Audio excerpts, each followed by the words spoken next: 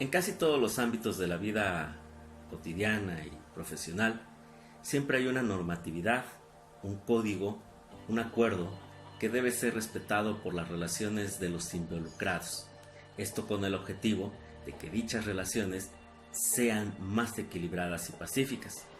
En mi caso, como docente de educación media superior, yo solo sabía de la existencia de la normatividad de la legislación educativa, pero para mí era un concepto secundario y no tan interesante. Pero después de una reflexión, me he dado cuenta de que no es así. Hola, ¿qué tal?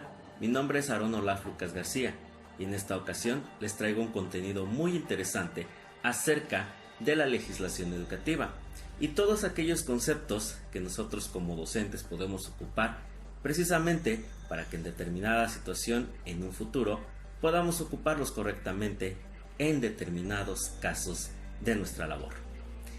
Y pues para comenzar me gustaría comentarles y definirles dos conceptos. El primero de ellos es legislación educativa y el segundo es precisamente una política educativa. Comienzo con ¿qué es la legislación educativa? Y bueno, pues la legislación educativa es el conjunto de instrumentos jurídicos que norman la educación a partir del artículo 3º constitucional, en el caso de nuestro país, México. Y también tenemos otro artículo muy importante que es el artículo 31 en su fracción primera, en la que da el principio de obligatoriedad. Es así como tenemos definida qué es la legislación educativa, siendo que también hay otros importantes aspectos como lo es la Ley General de Educación y las leyes generales de cada estado. Por otro lado, definimos también lo que es la política educativa, que se refiere a la intervención del Estado en cuestión de la educación, particularmente a través del sistema educativo. ¿Qué es lo que hace el Estado para llevar a cabo todos estos procedimientos para tener una calidad en la educación en todas sus partes, en todos sus modos? La política educativa es un conjunto de acciones encaminadas a planear, a organizar y ejecutar todas aquellas estrategias que se utilizan para mejorar el sistema educativo desde la perspectiva de la autoridad educativa en el país. Marco normativo, aspecto constitucional. Para este aspecto mencionaré aquellos artículos que están estipulados en la Constitución mexicana y que se refieren específicamente al ámbito educativo. Para comenzar, tenemos el artículo 3º, el cual menciona que toda persona tiene derecho de recibir una educación. Esta educación corresponde a la básica, considerando preescolar, primaria, secundaria y media superior, que también se establece como obligatoria.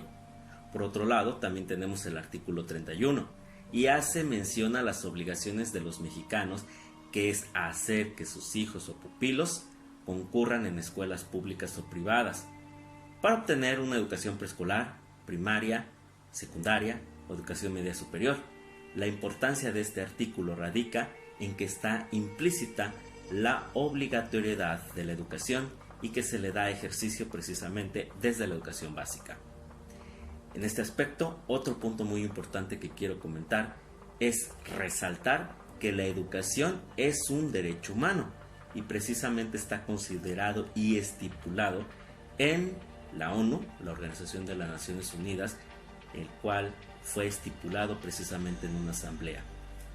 Dice la ONU que la educación es para toda persona, que es un derecho y que tendrá por objeto el pleno desarrollo de la personalidad humana y también, por supuesto, el fortalecimiento del respeto a los derechos humanos.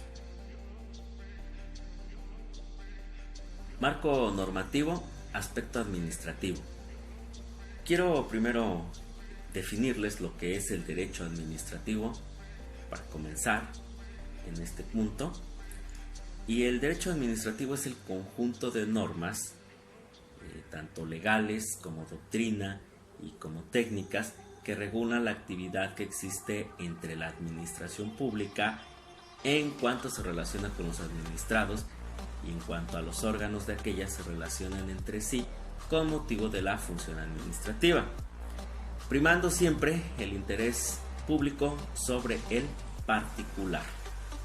Por otro lado, también ya en este aspecto sí me gustaría mencionar específicamente cuáles son las leyes que incumben en cuanto a la educación en México. Una muy importante es la Ley General de Educación. También tenemos a la Ley de la Coordinación de Educación Superior. Tenemos el Reglamento para la Constitución y Funcionamiento de Asociaciones de Padres de Familia de la SEP. Y también tenemos el Reglamento Interno de la SEP. Otro aspecto que quiero mencionar, otro elemento muy importante, es la estructura. Cómo es que en México está dividido el sistema educativo. Para empezar, tenemos a la educación básica, la cual está integrada por 3 niveles. Está integrada por el nivel de preescolar, el nivel de primaria, el nivel de secundaria. Y de acuerdo al artículo 3, estos 3 niveles son obligatorios y el Estado tiene la obligación de dar una cobertura universal. En cuanto a la educación media superior, pues tenemos que los estudios de bachillerato generalmente se imparten durante 3 años. Y pues existe lo que es el estudio de bachillerato y también una educación profesional técnica. Otro nivel es el nivel superior. En este se abarcan 3 principales. Tenemos el técnico superior, la licenciatura y los posgrados. Las instituciones dedicadas a la educación en México, pues la principal es la Secretaría de Educación Pública y pues esta tiene como propósito principal, el propósito esencial es crear condiciones que permitan asegurar el acceso a que todas las mexicanas y todos los mexicanos tengan una educación de calidad, tanto en el nivel como en la modalidad que se requieran y en el lugar donde se determine.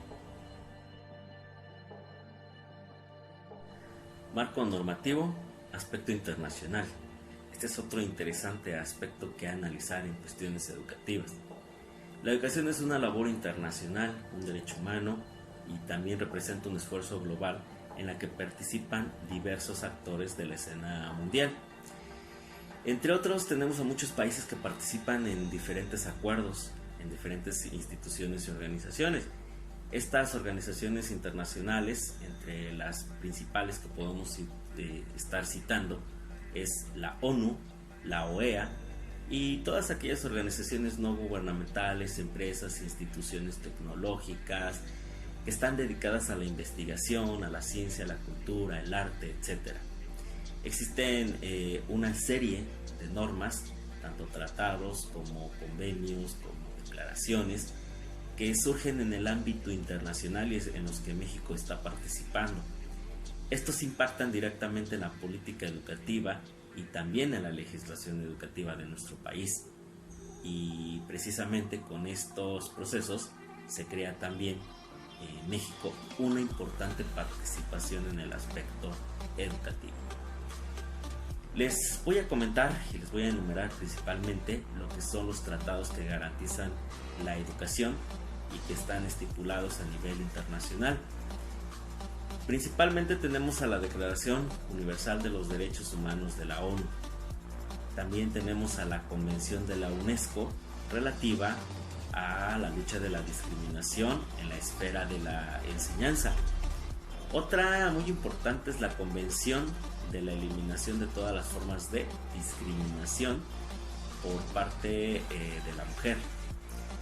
Tenemos también a la Convención de los Derechos del Niño, tenemos a la Convención sobre los derechos de personas con alguna discapacidad y por supuesto que también tenemos a la Organización Internacional del Trabajo y por último pues también no menos importante la Declaración Universal de todos los derechos humanos.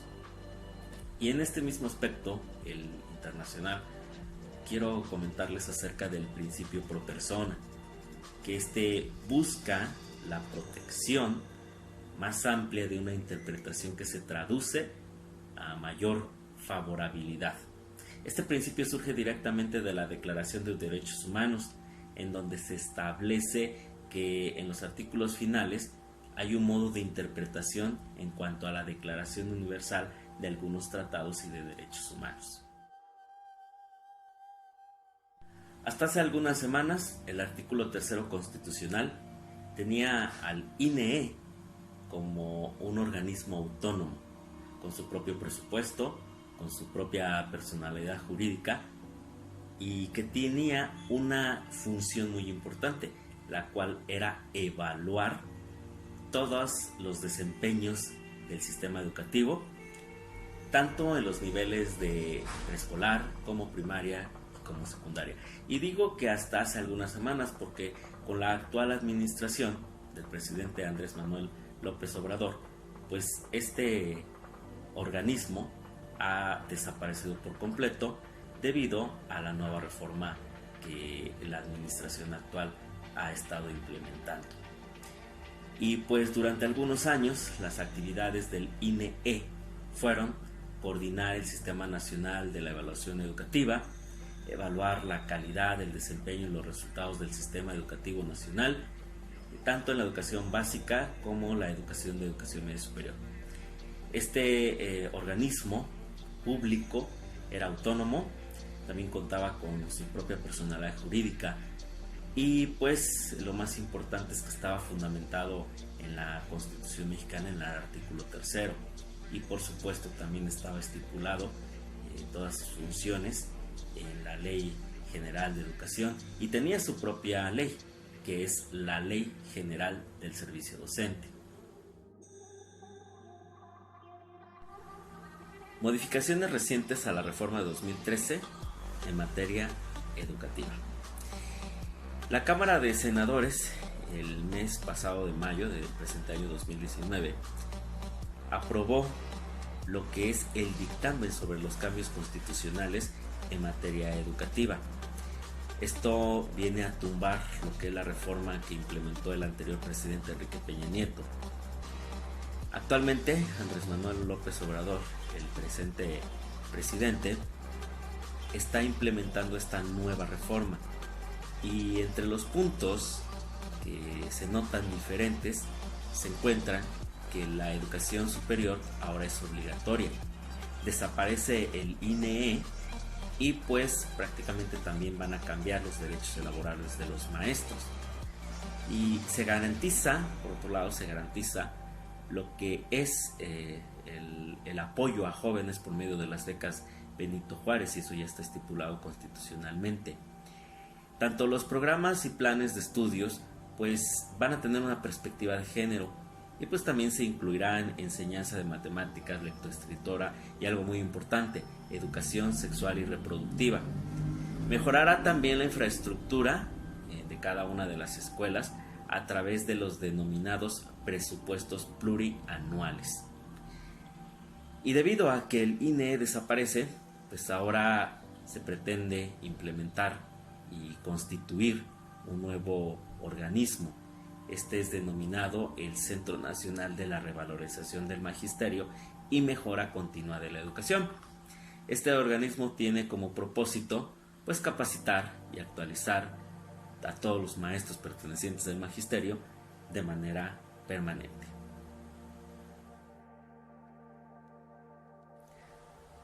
Casos prácticos.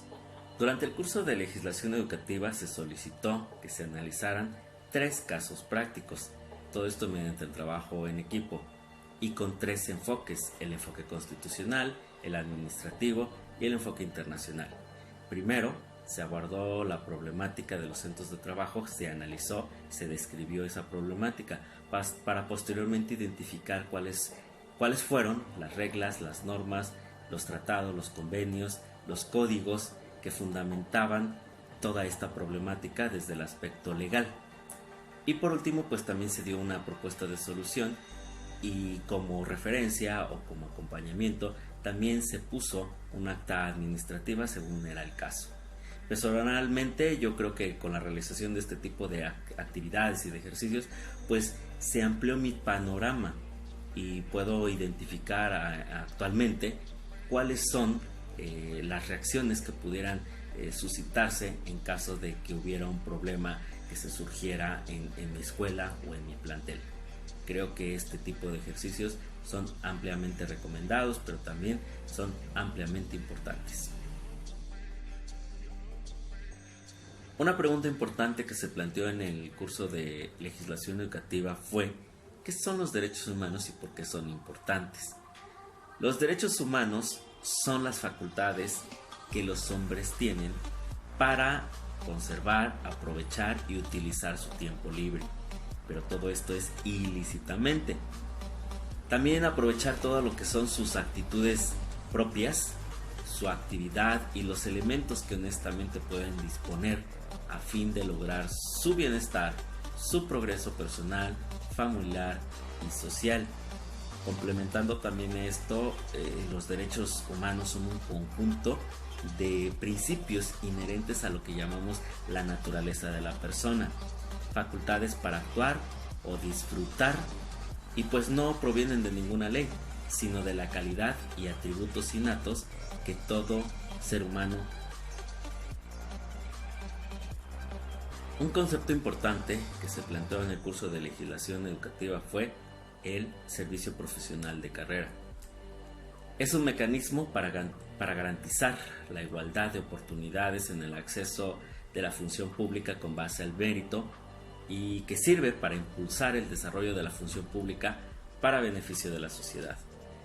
¿Para qué sirve el servicio profesional de carrera? Pues se elevan los niveles de eficiencia y eficacia del gobierno federal, se asegura la profesionalización, se da continuidad a los programas, planes, metas en beneficio de los ciudadanos. Hay beneficios en el servicio profesional de la carrera. Hay que se profesionaliza el servidor público, el servicio público, y también se igualan las oportunidades de reconocer el mérito para ingresar y desarrollar y permanecer en la administración pública federal.